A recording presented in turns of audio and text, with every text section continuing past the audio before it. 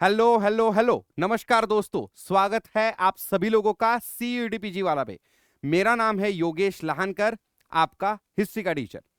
आज इस सेशन में, जो कि बहुत ही शॉर्ट एंड क्रिस्प होने वाला है, अगले 5 से 7 मिनट में मैं आपको ये समझाने वाला हूं कि अगर आपने हिस्ट्री का एग्जाम दिया था, सीयूटी पीजी 2025 हिस्ट्री का पेपर दिया था, हिस्ट्री में आपको पोस्ट ग्रेजुएशन करनी है, हिस्ट्री से बेइंतहा आपको मोहब्बत है, पोस्ट ग्रेजुएशन आपको हिस्ट्री में ही करनी है, लेकिन एग्जाम में पेपर जो है हम सभी को पता है कैसा आया था।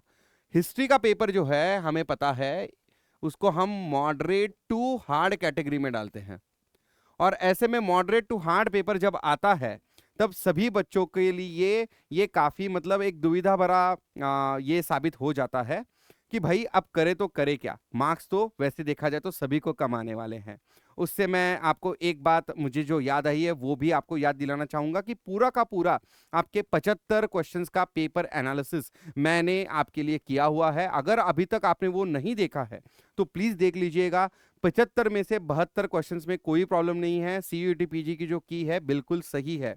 बाकी के बचे 3 क्वेश्चंस में भी मैंने आपको कहा कि 2 क्वेश्चंस में ये ऐसा है कि या तो सीयूटी पीजी आपके जो चैलेंजेस हैं उसको नकार देगी और मतलब जो उन्होंने ऑप्शन करेक्ट माना है उसी के साथ आगे जाएगी, या फिर आप ज्यादातर अमूमन जो दूसरे ऑप्शन के ऊपर आप फोकस करोगे वो वाला ऑप्शन और सीयूटी पीजी ने पकड़ा हुआ ऑप्शन, इन दोनों ऑप्शंस को सही मान के जिस किसी ने भी इन दोनों में से किसी एक को चूज किया हुआ है उन दोनों को ही आंसर करेक्ट दे देगी। ज्यादा से ज्यादा इतना ही होने वाला है। तो 75 में से मेरे ख्याल से सिर्फ 3 क्वेश्चन में ये वाली प्रॉब्लम थी, सॉरी 2 क्वेश्चंस में ये वाली प्रॉब्लम थी। एक क्वेश्चन में मेरे ख्याल से काफी उसको चैलेंज किया जा सकता है अलग अलग प्रकार से। जो सातवाहना किंग्स की जो क्रोनोलॉजी उन्होंने पूछी थी, न्यू क्रोनोलॉजी ओल्ड क्रोनोलॉजी, बहुत ज्यादा उसमें फर्क आता है। तो एक प्रकार से देखा जाए तो उस क्वेश्चन में थोड़ा बहुत ये हो सकता है। तो कुल मिला के 75 में से सिर्फ एक क्वेश्चन के ऊपर अभी क्या है, थोड़ा सा ये बना हुआ है। कुल मिला के डाउटफुल ये मैं मानता हूं। बाकी 2 क्वेश्चंस में तो मैं यही मानता हूं कि भाई CUET PG will not pay any heed to the challenges that are being raised. तो ऐसे में जहां पेपर जो है मॉडरेट टू हार्ड आया था और ज्यादा चैलेंज करने का भी हमारे पास कोई गुंजाइश बचती नहीं है, तो ऐसे में लो स्कोर जिसको आया है वो बच्चा अब करे तो करे क्या।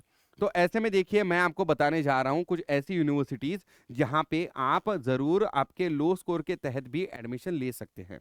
अब यहाँ पे देखिए NIRF रैंकिंग के हिसाब से मैंने यूनिवर्सिटीज, उनके स्टेट या फिर रीजन, उनके जो मतलब किसके लिए सूटेबल है, कहाँ के बच्चों के लिए वो सूटेबल है, और उसकी NIRF रैंकिंग वगैरह, ये सारी चीजें जो है मैंने यहाँ पे एक्चुअली आपके सामने टेबुलर फॉर्म में लाई है।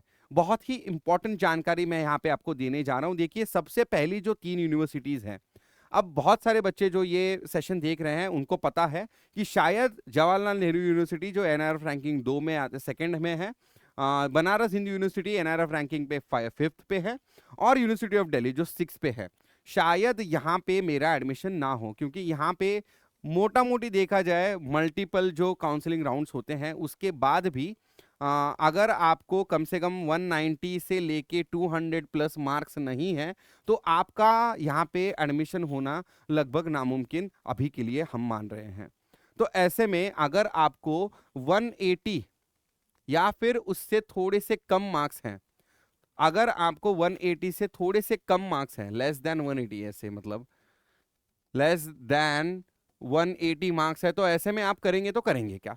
इसका जवाब लेके मैं आपके सामने आया हूं। यहाँ पे देखिए, अगर आप साउथ से हो तो आपको आंखें मूंद के डायरेक्टली यूनिवर्सिटी ऑफ हैदराबाद को अप्लाई करना है। तेलंगाना में हैदराबाद में NIRF रैंकिंग इसका 17th है और साउथ के बच्चों के लिए बहुत ही ज्यादा फायदेमंद है। ठीक है, इसके बाद आती है बाबा साहेब भीमराव अंबेडकर यूनिवर्सिटी। जो इसका मेन कैंपस है वो लखनऊ में आता है और इसका जो दूसरा कैंपस है वो अमेठी में आता है। नॉर्थ एंड नॉर्थ ईस्ट के बच्चों के लिए बहुत ही ज्यादा अच्छी यूनिवर्सिटी है। 160 170 के आसपास मार्क्स होंगे तो भी मेरे ख्याल से यहाँ पे आपका एडमिशन हो सकता है। ठीक है, इसके अलावा अगर हम बात करते हैं नॉर्थ ईस्ट के बच्चों के बारे में, तेजपुर और मिजोरम यूनिवर्सिटी टॉप 100 में आती है, 69 एंड 77। तो अगर आप नॉर्थ ईस्ट में हैं, आपको सबसे पहला प्रीफरेंस देना है तेजपुर को, दूसरा प्रीफरेंस देना है आपको मिजोरम को। वैसे मैं बताना चाहूंगा अगले वाले टेबल में जहां पे मैंने 101 से लेके 151 लिए हैं यूनिवर्सिटीज, उसमें बहुत सारे नॉर्थ ईस्ट की यूनिवर्सिटीज आती हैं। टॉप दो जो हैं वो अलग हैं, लेकिन बॉटम की तीन नॉर्थ ईस्ट की है। ठीक है, तो नॉर्थ ईस्ट के स्टूडेंट्स के लिए क्लियर कट मिजोरम, तेजपुर आपकी पहला ऑप्शन होना चाहिए, मिजोरम आपका सेकंड ऑप्शन होना चाहिए। अगर आप पंजाब से हैं, नॉर्थ में हैं, अगर ऊपर वाली कोई भी यूनिवर्सिटी आपको नहीं मिल रही है, immediately central university of Punjab की तरफ आप बढ़ जाएंगे। ठीक है, सेंट्रल यूनिवर्सिटी ऑफ तमिलनाडु जो है 99th रैंक के साथ साउथ के बच्चों के लिए दूसरी इंपॉर्टेंट यूनिवर्सिटी बन जाती है। ठीक है, तो इस तरह से आप ये कर सकते हो। हम लोग बात कर रहे हैं less than 180 marks in your CUET PG वालों के लिए। ठीक है, चलिए अगर हम बात करते हैं 101 से लेके 150, तो यहाँ पे देखिए नीचे के जो तीन यूनिवर्सिटीज हैं, तीनों के तीनों आपकी नॉर्थ ईस्ट में आती है। Assam north eastern hill university and Manipur university. इनका रैंकिंग जो है 101 से 150 के बीच में है सभी का, लेकिन ये तीन नॉर्थ ईस्ट की आती है। तो नॉर्थ ईस्ट के बच्चों के पास भी बहुत सारे अवसर यहाँ पे है। अगर आपकी टॉप यूनिवर्सिटी अगर आपकी चली जा चुकी है, आपको लगता है वहां पे एडमिशन नहीं मिलेगा, तो तेजपुर है। तेजपुर के अलावा मिजोरम है। मिजोरम के अलावा Assam, north eastern hill and Manipur, ये सारी की सारी यूनिवर्सिटीज आपके लिए है। ठीक है, इसके अलावा आप अगर मतलब थोड़ा सा ये बाहर निकलना चाहते हैं नॉर्थ ईस्ट के, विश्व भारती यूनिवर्सिटी जो है वेस्ट बंगाल में है। नॉर्थ के बच्चों के लिए भी ये काफी अच्छा है। अगर डीयू, जेएनयू, बीएचयू नहीं मिल रहा है तो विश्व भारती की तरफ आप देख सकते हैं। Pondicherry university again for the students from south India. ठीक है, और अगर नॉर्थ इंडियन बच्चे को साउथ इंडिया में जाके पढ़ने में कोई हर्ज नहीं है, तो Puducherry university should be your first preference, अगर आपको टॉप 100 यूनिवर्सिटी नहीं मिल रही है तो। ये जो पिछला वाला टेबल था टॉप 100 यूनिवर्सिटीज का था। ठीक है, तो तमिलनाडु के जो बच्चे हैं, पहले तो सेंट्रल यूनिवर्सिटी ऑफ तमिलनाडु को अप्लाई करें। तमिलनाडु, कर्नाटका, आंध्र प्रदेश, केरला, यहाँ के बच्चे, अगर वहां पे नहीं होता तो ऑब्वियसली आपको पुदुचेरी यूनिवर्सिटी को, पौंडीचेरी यूनिवर्सिटी को अप्लाई करना है। बाद में जो एक ग्रुप आता है 151 से लेके 200, इसमें हिस्ट्री में पोस्ट ग्रेजुएट कराने वाली नॉर्थ ईस्ट की एक यूनिवर्सिटी आती है, और वो है सिक्किम यूनिवर्सिटी। ठीक है, फिर से एक बार अगर मतलब मैं यहाँ पे ये कह देना चाहूंगा कि 151 to 200 is as good as unseeded universities. तो बाकी इसके नीचे जो अनसीडेड मतलब जिनका कोई रैंक नहीं है, तो अगर ये वाली जो यूनिवर्सिटीज है, it is as good as that. यहाँ पे आपको मेरे ख्याल से 140 से भी कम मार्क्स के ऊपर एडमिशन मिल सकता है। ठीक है, आराम से मिल सकता है। तो आपके रीजन के हिसाब से आप अपना ये तय कर सकते हो, यूनिवर्सिटी तय कर सकते हो। Tripura university again north east के लिए है।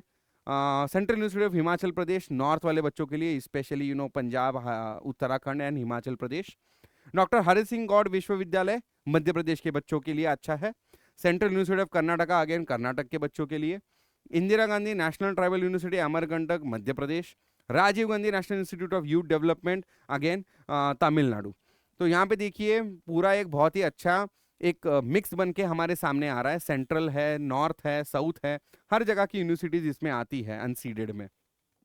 और आगे चलते हैं, Nalanda university, central university of south Bihar, Guru Ghasidas central university of Haryana, Mahatma Gandhi अंतर्राष्ट्रीय हिंदी विश्वविद्यालय वर्धा महाराष्ट्र, राजीव गांधी यूनिवर्सिटी अरुणाचल प्रदेश में आती है। तो ये जो सारी अनसीडेड यूनिवर्सिटीज हैं, मेरे ख्याल से यहाँ पे आपको मिनिमम स्कोर के ऊपर भी एडमिशन मिल सकता है। ठीक है, तो आई होप आप सभी को ये जो एनआईआरएफ का जो मैंने डेटा कंपाइल किया था आप सभी के लिए, वो आपको पसंद आया होगा। एंड आई ऑल्सो फील कि भाई चलो, अगर मतलब आपको ये बताना चाहूंगा मैं, आई फील कि आपको ये समझना होगा कि चलो एग्जाम में थोड़े बहुत कम मार्क्स आए हैं, कोई प्रॉब्लम नहीं, लेकिन आपको जो है अपनी आशा जो है वो छोड़नी नहीं है।